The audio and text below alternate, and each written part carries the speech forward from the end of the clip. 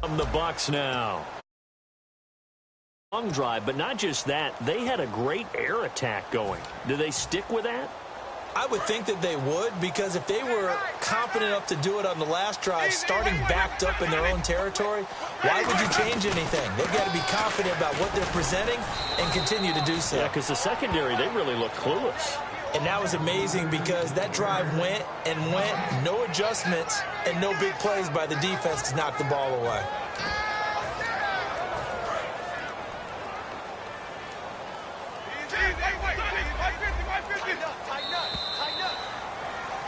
Back now in Tampa.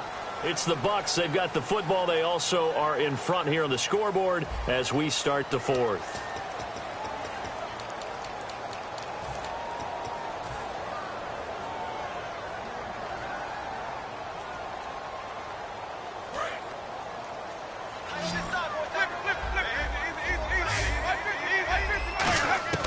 Now a second down throw for Winston. Jackson's got it over the middle. The reception good for 7. It's third down.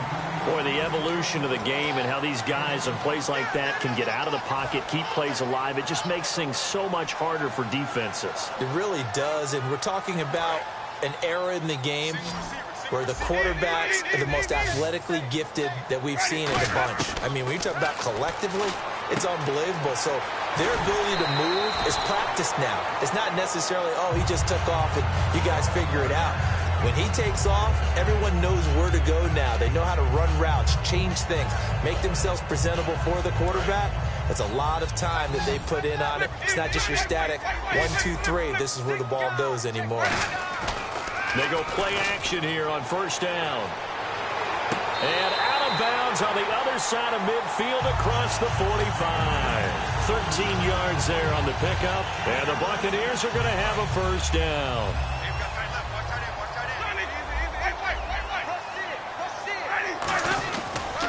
Winston with a give to Martin.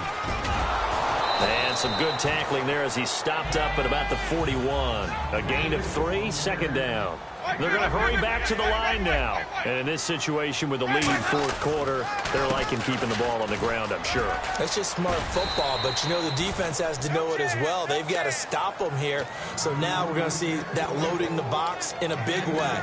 6, 7, 8, 9, whatever it's going to take, puts a little bit more pressure on your big offensive line. And the defense searches for one more stop here after the run on second down. 3rd and 5, so they bring in an extra defensive back. Expecting pass. Stocker's got it. Complete. They stop him for only 3 that time, and that'll bring up 4th down. The offense staying out. They're going to go on 4th and 2. So much about offense is what you call hidden yardage. You know, you throw the ball to someone, they catch it, and then they can make a big play. You know, they create a play, run after catch. They did a really nice job there of limiting that and keeping him from a first down. Yeah, stopped him in his tracks. Flush to his right. And his throw is incomplete. Mike Evans, the one he was looking for. And it's second down. When you see passes knocked down by those guys I call the frustrated fullbacks, the linebackers, you know that in their zone coverage, they were able to drop, see the ball thrown, and react to it very quickly. The play fake to Sims. Now Winston. That is caught at the 7. A good pickup there of 20 yards. And that last reception puts him over 150 yards now on the game, Charles. And now it's not just execution. It's not just performance. It's a mental aspect that's going on. Because right now, he's got the defense so much on their heels. Got them looking at each other. Who's going to... And he's into the end zone for a Tampa Bay touchdown. Doug Martin, a 6-yard touchdown run. And the Buccaneers here finding a way to stretch their lead. And, Charles, when you catch that toss going right or left, really, but right in this instance, do you go straight for the pylon? Is that where you're going? Well, typically you want to try and maneuver people a little bit so you have some space to get to the pylon. So I want to make sure I try and move them a little bit to the inside, and in this case to the left, so I can get to the right side and get to that pylon and wink at it as I go by. The kickoff unit is out on the field, and they will send this one away. And they will not get a chance to return this one as it's through the end zone for a touchback. Now onto the field, here come the Panthers. And they're going to need another score. Got one last time, but still down here. When you're playing catch-up, every possession becomes crucial, doesn't it? It's vital. Get back out on the field, punch in the end zone again. They know it's not easy, but what they do have going for them, they did score the last time. They think they've got a good formula working. And what about the defense? Well, now you're just saying to yourself, okay, gave up a score last time. What adjustments do we need to make to slow them down now and get the ball back for our own offense? Is it more pressure? Is it more zone? What do they have to do? They're trying to figure that out themselves. We'll see if they can figure that out right here. Here's Newton now on second down. He hits Stewart in the flat. They'll wind up getting 10 back as that sets him up for third down. And at his size, he's a smaller back. You can get him to football. He can kind of get lost, make someone miss. It's good for him. Yeah, it's great for him. I like what you said there. Sometimes he gets lost in the traffic a little bit, but get him out in the open field into some space. That plays to his strengths the best and keeps him out of it where all the big boys are, you know, make someone miss in the open field. Anytime a ball's thrown in the middle of the field and it's popped up in the air, I expect someone to catch. It doesn't matter whether it's offense or defense because there's usually a great amount of bodies in that part of the field. In this case, no one came up with it. And now before they run this play on 4th and 1, we're going to get a break and a timeout. It's just their first. They'll be down to 2 remaining as we step aside here in the 4th quarter.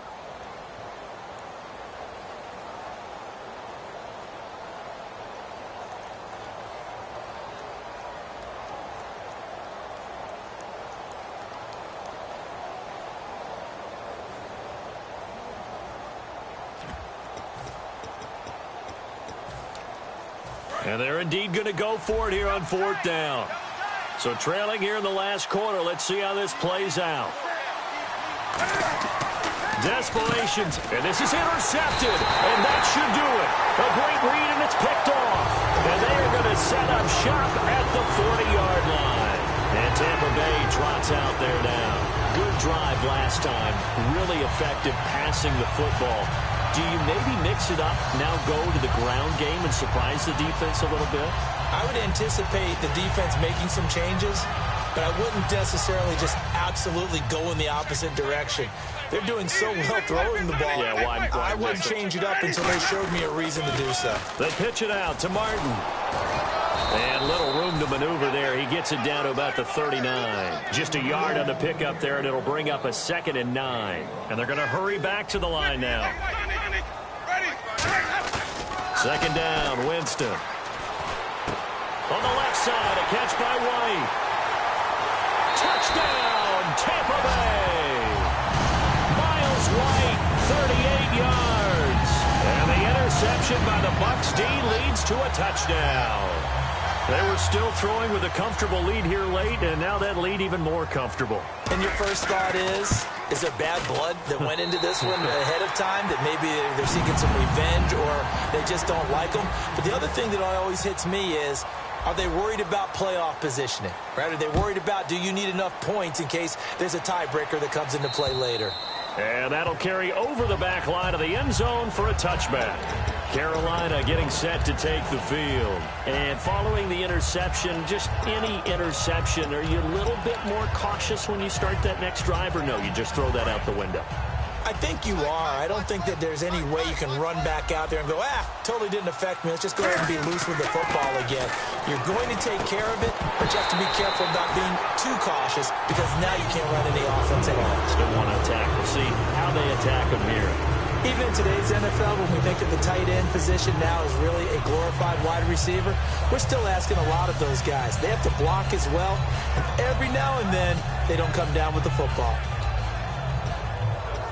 Getting late in the 4th now, Charles. 2-minute warning just around the corner. Yeah, some teams just want to get to that spot, take a breath, and then come out and attack for the rest of the game. And he'll get this one up to the 26. Only a yard on the pickup there, so it leaves them needing a conversion here on 3rd and a tough 9.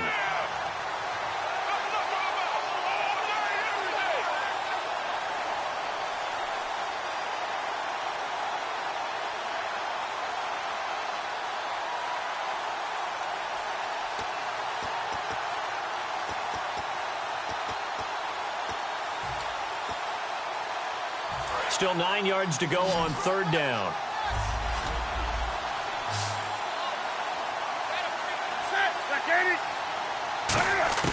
After the run, Newton going to throw. Now a desperation throw deep downfield. Incomplete. He had his hands on it but couldn't pick it. But it's now fourth down. I know that interception was dropped, and it would have been their third of the game, and I will guarantee you, in the huddle, on the bench, all the defensive guys have been talking about is, we've got this guy right where we want him. Who's going to get the next one? It almost becomes a challenge, and they've missed a golden opportunity. And how about this, a fake? And this time he's got the hook up. It's complete. And they're going to get this one all the way out across the 45. Okay, that was a fake punt, and it was successful. Throwing the football, I know you threw the football in your past off of a fake. Yeah, but unsuccessful back in my high school days. Old Tim Jones dropped it, hit him right in the numbers. But I'll tell you what, these guys, they love this opportunity, don't they? A chance to get involved. They certainly do, and many of them were quarterbacks or big-time players when they were in high school and college. So to get back doing what they did before, always fun.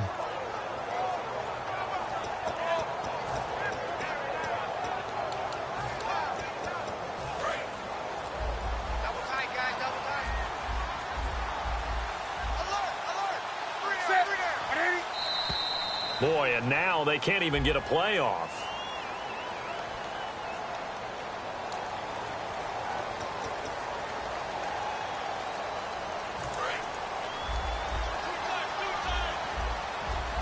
So the D-line's going to spread out. Following the penalty, here's Stewart. And he'll get this up past the 45 to the 47. It's a 5-yard pickup, so essentially they get the penalty yardage back, and it's back to 2nd and 10. And now the Bucs deciding to take a timeout defensively. It's just their first. They've got 2 more to use here in the final stages.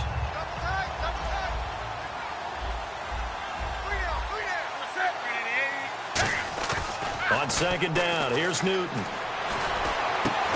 And to the tight end, Olsen, right side.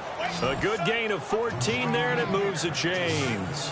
Almost not fair. The big guy running the corner route, being able to lean and push and get to where he wants. So how do you stop it? A lot of times you want to have a linebacker on him, a bigger body guy who can handle him physically. But a lot of times that doesn't work as well because his quickness often wins the route. They come out here in the eye. Newton turns and hands to Stewart. Fighting his way down to about the 35-yard line. Give him 3 on first down. It'll set up a 2nd and 7. Now the Buccaneers go ahead and take another timeout. That'll leave them with just 1 remaining in this 4th quarter of play. Offense walks to the line for play number 7 of the drive. To throw on 2nd down is Newton. And look at this. Cam Newton intercepted a 3rd time. A great read, and it's picked off. And his guys will take over at the 25-yard line. Now the Buccaneer offense set to take over again. They have the dream scenario you hope for coming into the game. Just 1 kneel here, and this game should be over. And it's always the final play of preparation each week. The practicing of the kneel-down formation, the victory formation. We've got a game in hand. And that's caught inside the 30. Now whistles come in. We're going to get a timeout here by the offense. It'll be their 3rd and final timeout, so as they talk things over, we'll step aside. Winston here to throw. Letting one go deep for the end zone. Oh, he had 6 points in his hands there. Couldn't hang on. 2nd down. In this situation, it's really tough to figure out how to defend because they have plenty of room to still take deep shots at the end zone as they just did there.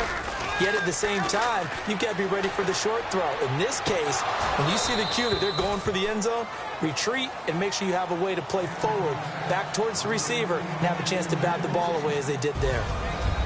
And Charles, I think when the schedule comes out, all teams, no matter where they're predicted to finish, talk about protecting your home